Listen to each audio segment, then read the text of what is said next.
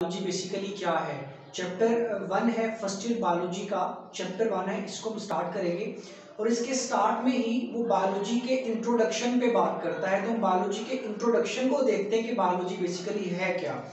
Biology का जो लफ्ज़ देखा जाए, बायोलॉजी की एटोमोलॉजी देखी जाए तो बायोलॉजी का जो लफ्ज़ है ये दो लफ्ज़ों से मिलकर बना है। एक को हम कहते हैं बायो और दूसरा इसका हिस्सा है लॉजी। बायो का मतलब होता है लाइफ और लॉजी का मतलब होता है स्टडी, यानी study of life is called biology. ये बायोलॉजी की डेफिनेशन जो है हम 9th क्लास से पढ़ते आ रहे हैं कि जब भी आप जिंदगी का, जब भी आप लाइफ का साइंटिफिक स्टडी करते हो, जब भी आप लाइफ को पढ़ते हो तो लाइफ को पढ़ना ही क्या कहलाता है, बायोलॉजी कहलाता है। सो ये लिटरल मीनिंग है बायोलॉजी का क्या, कि scientific study of life is called biology. अब लिटरल मीनिंग से क्या मुराद है, इसका मतलब है डिक्शनरी मीनिंग। आप बायोलॉजी का किसी भी डिक्शनरी में अगर मतलब देखो तो आपको वहां पे ये लिखा नजर आएगा, साइंटिफिक स्टडी ऑफ लाइफ या लाइफ की जो स्टडी है इज कॉल्ड बायोलॉजी। अब लाइफ क्या होती है, लाइफ बेसिकली क्या है। अब जो लाइफ है, लाइफ के बारे में आपकी किताब में वो लिखता है कि जो लाइफ है, लाइफ से मुतल्लक बड़े सारे सवाल ऐसे हैं कि जो एक बायोलॉजिस्ट अडॉप्ट ही नहीं करता। ऐसे सवाल हैं कि जो बायोलॉजिस्ट जो है उनको डील ही नहीं करता। अब वो सवाल कौन कौन से हैं। पहला सवाल तो ये है जो अक्सर पूछा जाता है कि व्हाट इज लाइफ, लाइफ क्या है, why is there life, life यहाँ पर क्यों है, लाइफ का मकसद क्या है, लाइफ की वजह क्या है। ठीक है, लाइफ ना होती तो क्या होता, अब है तो फिर अब इससे क्या। तो ये ऐसे कुछ सवाल हैं कि जो बायोलॉजिस्ट जो है वो इसको अडॉप्ट नहीं करता और बायोलॉजिस्ट क्या करते हैं, ऐसे सवालात को थ्योरियोजन्स या फिर ये जो फिलोसफर्स हैं इनके लिए छोड़ देते हैं, पॉइंट्स के लिए छोड़ देते हैं। अब थ्योरियोजन्स क्या है, किसी भी मजहबी मकतबा फ़िक्र के जो एक्सपर्ट लोग होते हैं उसको थ्योरियोजन्स कहते हैं। तो ये सवाल जो है ये थ्योरियोजन्स के लिए छोड़ दिए जाते हैं कि लाइफ क्या है, कि वो समझाएं कि लाइफ क्यों है, कहाँ पे बेसिकली क्यों है लाइफ। लेकिन जो बायोलॉजी है, बायोलॉजी का मकसद क्या है, बायोलॉजी का मकसद सिर्फ ये है कि लाइफ को अंडरस्टैंड करना, कि लाइफ बेसिकली है क्या, ये कैसे चलती है, हाउ लाइफ डज वर्क, कि लाइफ जो है कैसे परफॉर्म होती है, चलती कैसी है, कैसे वर्क करती है, इस चीज को समझना है हमने बायोलॉजी के अंदर। अब बाकी साइंसेस की तरह बायोलॉजी भी एक साइंस है जिसका मकसद क्या होता है, टू अंडरस्टैंड द नेचर, के नेचर को ये समझे। अब क्यों हमने समझना है नेचर को, क्या जरूरत है ये हमें नेचर को समझने की, इसलिए जरूरत है क्योंकि हमें जब नेचर की समझ आएगी तो हम खुद को नेचर के मुताबिक खुद को अडॉप्ट कर लेंगे।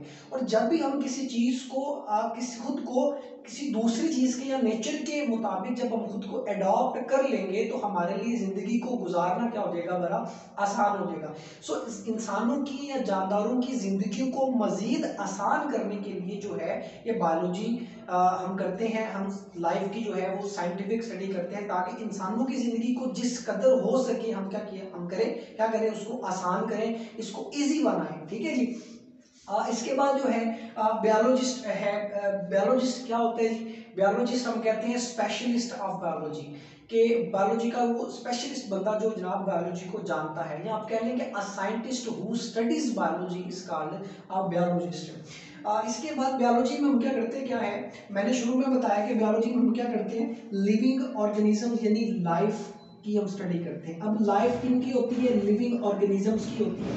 अगर मैं ये कह दूं कि बायो में हम लाइफ की स्टडी करते हैं तो लाइफ किसकी होती है, लिविंग ऑर्गेनिजम्स की। तो हम ये भी कह सकते हैं कि बायोलॉजी के अंदर हम किन की स्टडी करते हैं, लिविंग ऑर्गेनिजम्स की स्टडी करते हैं। ठीक है, अच्छा, अब सिर्फ लिविंग ऑर्गेनिजम्स की स्टडी नहीं करते बल्कि इसके साथ साथ हम नॉन लिविंग ऑर्गेनिजम्स की भी क्या करते हैं, स्टडी करते हैं। अब सारे के सारे लिए नॉन लिविंग ऑर्गेनिजम्स की या नॉन लिविंग फैक्टर्स की हम स्टडी नहीं करेंगे बल्कि सिर्फ उन लिविंग फैक्टर्स या उन लिविंग ऑर्गेनिजम्स की स्टडी करेंगे कि जो लिविंग ऑर्गेनिजम्स पर क्या करती हैं, अफेक्ट होती हैं, असर अंदाज होती हैं। अब कैसे, जैसे कि इंसान है, इंसान क्या है, एक लिविंग ऑर्गेनिज्म है। अब इंसान जो है वो माहौल में रहता है। अब माहौल में टेम्परेचर भी है, माहौल में वाटर भी है, माहौल में ऑक्सीजन भी है। अब ये ऑक्सीजन, ये वाटर, ये टेम्परेचर, ये लाइट, ये सारे क्या है, बेसिकली नॉन लिविंग फैक्टर्स हैं। मैं यहाँ पे इसको लिख भी देता हूँ कि जैसे लाइट है, टेम्परेचर है, वाटर है, ऑक्सीजन है। अब ये सारे बेसिकली क्या है, नॉन लिविंग फैक्टर्स हैं, लेकिन ये सारे के सारे नॉन लिविंग फैक्टर्स इतने इंपॉर्टेंट है कि ये डायरेक्टली किस पे इफेक्ट करते हैं, एक लिविंग ऑर्गेनिजम्स पर क्या करते हैं, अफेक्ट करते हैं। जैसे अब लाइट ना हो हम देख ही नहीं सकते, कोई भी जानवर नहीं देख सकेगा। अब टेम्परेचर जो है बड़ा कम हो जाए या टेम्परेचर बहुत ज्यादा हो जाए फिर भी लिविंग ऑर्गेनिज्म जो है वो सर्वाइव नहीं कर सकेंगे। पानी के बगैर हम सर्वाइव ही नहीं कर सकते, ऑक्सीजन के बगैर हम 3 मिनट तक जिंदा नहीं रह सकते। तो ये सारी की सारी चीजें क्या है, नॉन लिविंग फैक्टर्स हैं। इनको भी हम क्या करेंगे बायोलॉजी के अंदर डिस्कस करेंगे कि इन नॉन लिविंग फैक्टर्स का, इन नॉन लिविंग थिंग्स का इंसानों की जिंदगी पर या जानदारों की जिंदगी पर क्या असर होता है और कैसे असर होता है। ये सारी चीजें हम इस बायोलॉजी के अंदर जो है डिस्कस करेंगे। इसके बाद एक आपकी बुक के अंदर वो लाइफ की डेफिनेशन करता है अकॉर्डिंग टू बायोलॉजिस्ट। अगर बात की जाए अकॉर्डिंग टू बायोलॉजी अगर बात की जाए तो what is life, life basically is a set of characteristics. ये क्या है, कैरेक्टरिस्टिक्स का एक सेट है, कुछ खास खसूसियात का ये क्या है, एक मजमूआ है कि जिसको जो किसी भी चीज़ में अगर पाई जाए, किसी भी ऑब्जेक्ट में, किसी भी जो है जानदार में या किसी भी शय में अगर ये खसूसियात का जो मजमूआ है पाया जाए तो उसको हम क्या कहेंगे, क्या है, लिविंग ऑर्गेनिज्म है। हम उसको लिविंग ऑर्गेनिज्म डिक्लेयर कर सकते हैं। अब वो कौन सी खसूसियात हैं उसको हम डिस्कस कर लेते हैं। पहली जो खसूसियात वो लिखता है कि कॉम्प्लेक्स एंटिटीज, कि कोई भी चीज अगर उसमें कॉम्प्लेक्स एंटिटीज मौजूद है। अब कॉम्प्लेक्स एंटिटीज का मतलब क्या है कि ऐसी चीजें उसके अंदर मौजूद हो जो बड़ी पेचीदा हो, बड़ी कॉम्प्लेक्स हो। जैसा कि अगर लिविंग ऑर्गेनिजम्स की बात की जाए तो लिविंग ऑर्गेनिजम्स के अंदर सेल है। अब इस सेल के अंदर क्या है, मुख्तलिफ ऑर्गेनेली है। अब जिसमें जैसा कि साइटोप्लाज्म है या जो है माइटोकॉन्ड्रिया है। अब ये सारे के सारे जो हैं ये सेल के, एक सेल के अंदर पाए जा रहे हैं और वो सेल किसके अंदर पाया जा रहा है, लिविंग ऑर्गेनिजम्स के अंदर। अब ये जो माइटोकॉन्ड्रिया है अगर आप इसकी स्ट्रक्चर पे बात करें जो आपने 10th क्लास में ऑलरेडी डिस्कस भी कर चुके हो, तो माइटोकॉन्ड्रिया डबल मेम्ब्रेन है, स्ट्रोमा है, ग्रेन्यूल्स वगैरह। तो ये वो सारी की सारी जो चीजें हैं वो माइटोकॉन्ड्रिया के अंदर मौजूद थी। मतलब एक माइटोकॉन्ड्रिया इतना कॉम्प्लेक्स स्ट्रक्चर था। अब माइटोकॉन्ड्रिया के जैसे कई ऑर्गेनेलिज और भी होंगे एक सेल के अंदर। अब इस तरह के कई ट्रिलियंस सेल मौजूद होंगे एक इंसान के अंदर। सो इस बुनियाद पे हम कह सकते हैं कि जब भी कोई चीज कॉम्प्लेक्स एंटिटीज, यहाँ पे कॉम्प्लेक्स एंटिटीज के लिखने का मतलब ये है, लिखने का मकसद ये है कि जो लिविंग ऑर्गेनिज्म होंगे वो क्या होंगे, बड़े कॉम्प्लेक्स होंगे, बड़े पेचीदा होंगे, इतने सिंपल नहीं होंगे। ठीक है जी, जैसा ये मार्कर है, इसमें इंक है, एक सिक्का है और ऊपर प्लास्टिक की बाटी, एक सिंपल स्ट्रक्चर है। ठीक है, लेकिन लिविंग ऑर्गेनिज्म जो है वो ऐसा नहीं होगा। लिविंग ऑर्गेनिज्म जब हमने किसी चीज को कहना तो वो क्या होगा, बड़ा कॉम्प्लेक्स होगा।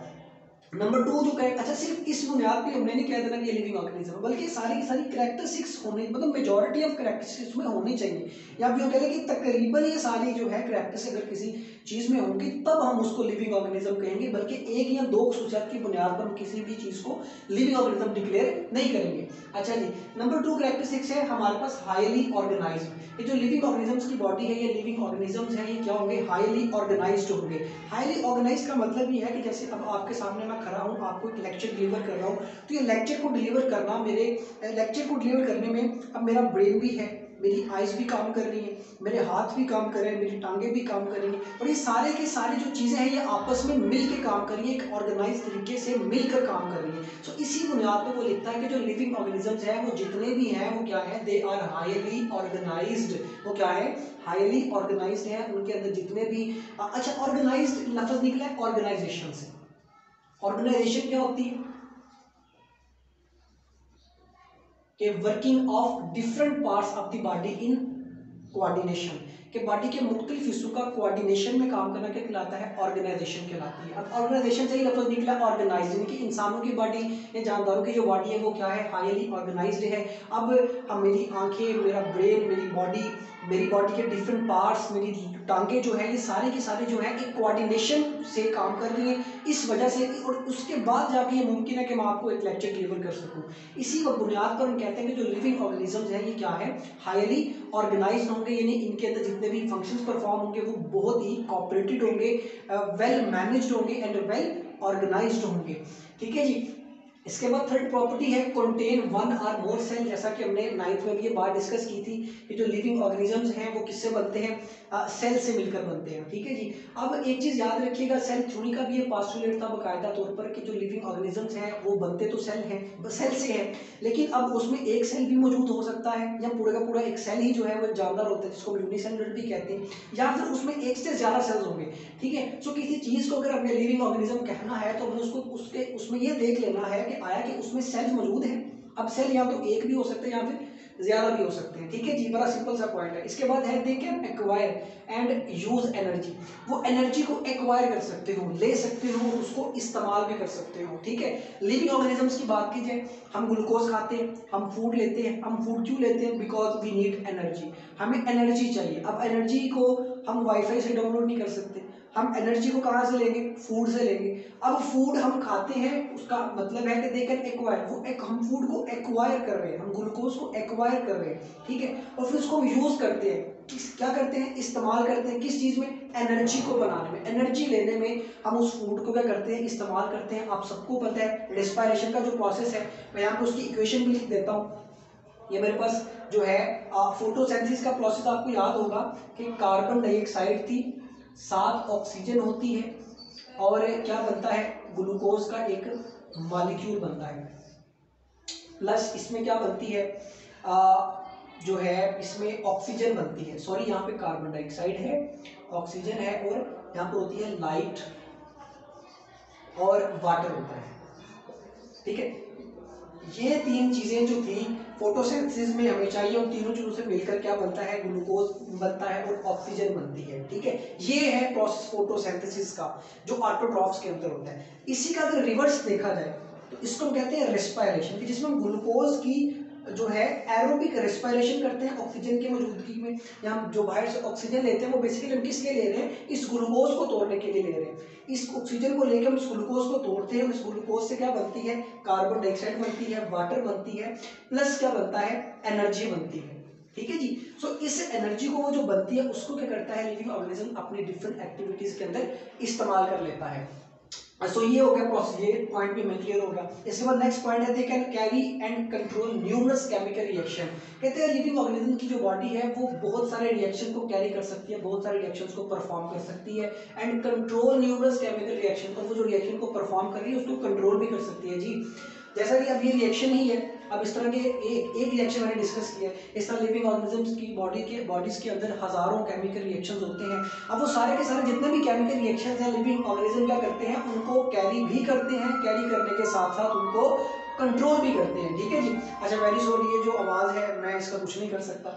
अच्छा नेक्स्ट जो पॉइंट है they can grow in size, वो साइज में ग्रो कर सकते हैं, साइज में बढ़ सकते हैं, साइज में इंक्रीज हो सकते हैं। अब ग्रो बेसिकली क्या होता है, ग्रो लफ्ज निकला है ग्रोथ से, ग्रोथ क्या होती है, permanent and irreversible increase in size, कि साइज में जब भी कोई इंक्रीज आए, बढ़ावा आए, अजाफा हो, लेकिन वो अजाफा कैसा हो, परमानेंट हो और इरिवर्सिबल हो। अब ये नहीं है कि अगर एक बंदा मोटा हो गया तो हम उसको ग्रोथ कहेंगे, नहीं कहेंगे, क्योंकि अगर वो बंदा डाइट प्रॉपर कर ले, एक्सरसाइज जो है वो प्रॉपर करना शुरू कर दे, वो क्या हो जाएगा, फिर से पतला हो जाएगा। इस वजह से हम कहते हैं ग्रोथ नहीं, ग्रोथ बेसिकली क्या होगी, एक permanent and irreversible increase in size होगी। जैसे मैंने डायग्राम में बताया, ये मेरे पास एक प्लांट था जो शुरू में क्या था, इसकी लेंथ जो थी वो छोटी थी, इसकी जो हाइट थी वो छोटी थी, वक्त गुजरा तो इसकी लेंथ क्या होगी, बढ़ गई। अब ये कभी भी जो पौधा है वो दोबारा से फिर से छोटा नहीं होगा।